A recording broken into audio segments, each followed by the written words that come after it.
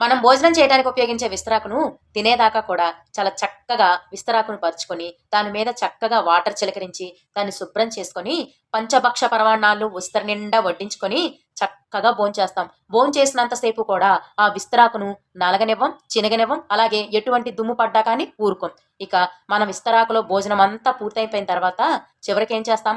విస్తరాకును మడిచి దూరంగా విసిరి పారేస్తాం. మనుషులం కూడా అంతేనండి. ఊపిరున్నంత వరకే. నువ్వు ఎంత గొప్పవాడివైనా, ఎంత గొప్ప రాజకీయ నాయకుడివైనా, నువ్వొక ఎంత అద్భుతమైన వ్యక్తివైనా సరే, నీ ఊపిరి ఉన్నంత వరకే. వన్స్ నీ ఊపిరి పోయిందా, ఒక్కసారి నీ ఊపిరి పోయిందా, నీ ప్రాణం నీ నుంచి దూరమైందా, నిన్ను కూడా ఊరి చివర విసిరేసే వస్తారు. నువ్వు ఎవ్వరికీ ఉపయోగపడవు. ఆఖరికి పడేసిన విస్తరాకు కూడా ఒకరి ఆకలి తీర్చి తృప్తిగా పోతుంది. కానీ మనం ఎటువంటి తృప్తి లేకుండా అన్నీ దాచిపెట్టుకొని ఎవరికీ సహాయం చేయకుండా ఏమీ తీసుకెళ్ళలేకపోతున్నాం. మనం ఎప్పుడు పోతామో తెలీదు, ఏ క్షణంలో పోతామో తెలీదు. కాబట్టి ఉన్నన్ని రోజులు కూడా నలుగురికి సాయం చేయండి, మీకు చేతనైన ధర్మాలు చేయండి, పుణ్యాలు చేయండి. ఇవేనండి చివరిగా మిగిలేది. లేకపోతే విస్తరాకు మిగిలిన తృప్తి కూడా మనకు మిగలకుండా పోతుంది.